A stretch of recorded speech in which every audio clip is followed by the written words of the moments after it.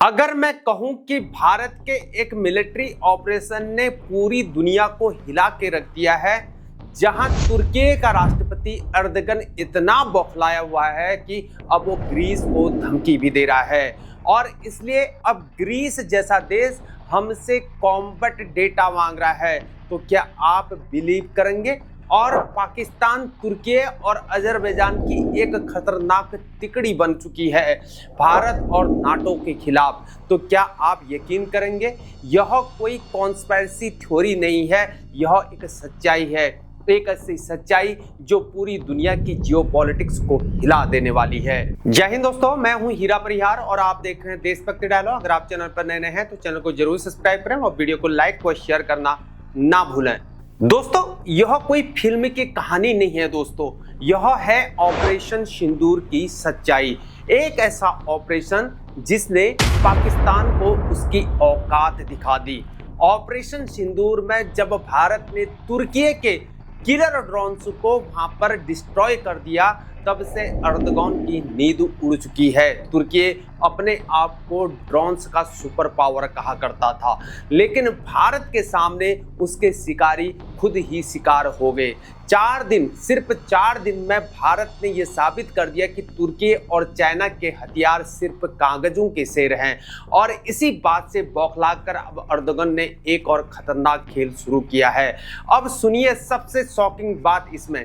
अर्दगन पाकिस्तान के prime minister Shahbaz शरीफ और Azerbaijan के प्रेसिडेंट यहाँ पर इल्हम अलीयेव की एक सीक्रेट मीटिंग हुई और इस मीटिंग में क्या हुआ? इन तीनों ने मिलकर भारत और उसके एलाइज के खिलाफ एक मास्टर प्लान बनाया, जहां पाकिस्तान का टारगेट था कश्मीर और तुर्की का टारगेट है ग्रीस, व अजरबैजान का टारगेट है आर्मेनिया। यह है इनकी डिवाइड एंड कॉन्कर स्ट्रेटेजी। लेकिन यहाँ इन्होंने सबसे बड़ी गलती की, इन्होंने भारत की मिलिट्री माइट को अंडर एस्टिमेट किया। मेरे दोस्तों, अब सुनिए अर्दगन की हिम्मत।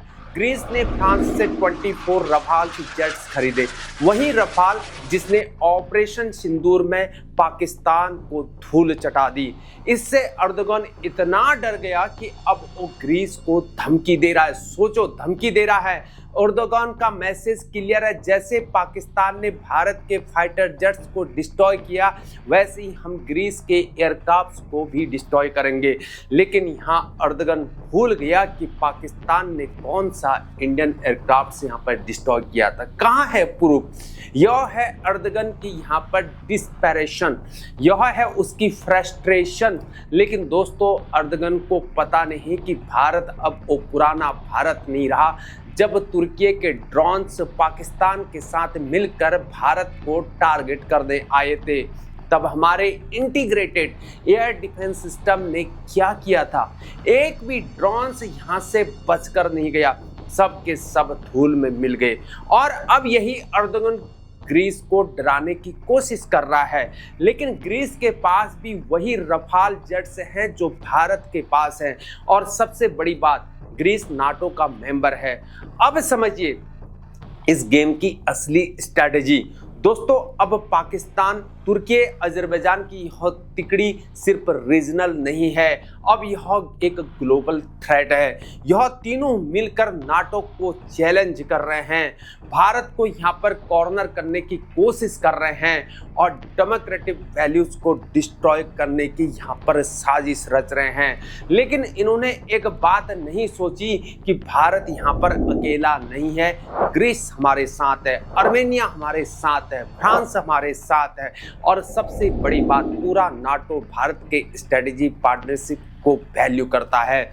मेरे दोस्तों, ऑपरेशन सिंदूर के बाद पूरी दुनिया ने देखा कि भारत कितना पावरफुल हो गया है और हमारे डिफेंस टेक्नोलॉजी ने यह साबित कर दिया कि हम यहाँ पर किसी से कम नहीं हैं। तुर्की के ड्रोन्स यहाँ पर फेल हो गए, चाइना के वेपन्स यहाँ पर बेकार साबित हुए और पाकिस्तान की सारी प्लानिंग धरी की धरी रह गई। मेरे दोस्तों, लेकिन सबसे इंटरेस्टिंग पार्ट अभी बाकी है, क्योंकि ग्रीस भारत से अब ऑपरेशन सिंदूर का कॉम्बैट डेटा मांग रहा है। आखिर क्यों? क्योंकि ग्रीस के पास भी रफाल फाइटर जेट्स हैं और वे चाहते हैं कि उनके पायलट्स भी वैसे ही ट्रेनिंग पाएं। यह है भारत की सॉफ्ट पावर, यह है भारत का नया इमेज। समझ गए ना? अब दुनिया भारत को एक मिलिट्री सुपर पावर के रूप में देख रही है। मेरे दोस्तों, यह सिर्फ एक मिलिट्री ऑपरेशन नहीं था, यह था भारत का मैसेज पूरी दुनिया को कि अब भारत किसी से यहाँ पर डरता नहीं है। स्कैल्प मिसाइल्स, हैमर मिसाइल्स और रफाल एयरक्राफ्ट, यह सब मिलकर एक परफेक्ट स्टॉर्म यहाँ पर बना। और सबसे बड़ी बात, यह सब न्यूक्लियर आर्म्ड पाकिस्तान के सामने किया गया। सोचो, यह है नया भारत जहां टेररिज्म को कोई जगह नहीं मिलती, जहां भारत माता के अपमान को बर्दाश्त नहीं किया जाता है। लेकिन दोस्तों, खुशी के साथ साथ हमें अलर्ट भी रहना होगा। यह पाकिस्तान, तुर्की, अजरबैजान की तिकड़ी अभी भी एक्टिव है। वे नई स्ट्रैटेजी को बना रहे हैं, नए वेपन्स को डेवलप कर रहे हैं और रीजनल इंस्टेबिलिटी क्रिएट करने के यहाँ पर कोशिश कर रहे हैं। लेकिन यहाँ पर हमारा भारत तैयार है, हमारी डिफेंस कैपेबिलिटीज दिन पर दिन यहाँ पर स्ट्रांग होते जा रही हैं और हमारे इंटरनेशनल पार्टनरशिप भी यहाँ पर मजबूत होते जा रहे हैं और हमारी स्ट्रैटेजिक थिंकिंग यहाँ पर वर्ल्ड क्लास होती जा रही है। यह है भारत की सॉफ्ट पावर मेरे दोस्तों, यह है भारत की डिप्लोमेटिक विक्ट्री। तो दोस्तों, यह था पाकिस्तान, तुर्की, अजरबैजान की खतरनाक तिकड़ी का पूरा एनालिसिस।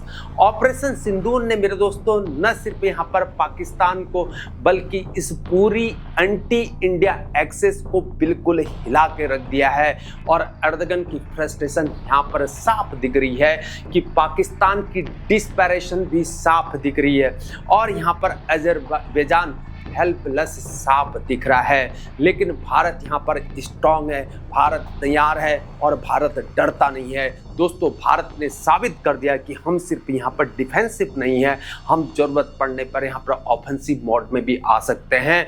और ग्रीस जैसे कंट्रीज का हमसे कॉम्बैट डेटा मांगना, सोचो दोस्तों, यह है भारत की बढ़ती इंटरनेशनल रेपुटेशन।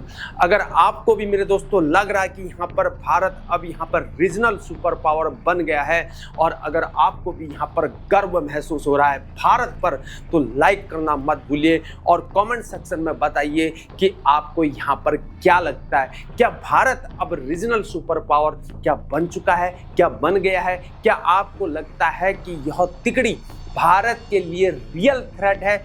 और सब्सक्राइब करना मत भूलिए, चैनल को सब्सक्राइब करिए, बेल आइकन दबाइए, क्योंकि ऐसी और भी डिफेंस एनालिसिस वीडियोस आपके लिए और आने वाली हैं। और ऐसी जियोपॉलिटिकल एनालिसिस के लिए आपको और कहीं भी नहीं जाना पड़ेगा। और हाँ, बेल आइकन को दबा कर रखें ताकि आपको नोटिफिकेशन मिल सके, नोटिफिकेशन को ऑन कर दीजिए। तब तक के लिए बने रहिए हमारे साथ। आज तक के लिए इतना ही। राम राम, कालिका माता की जय, भारत माता की जय।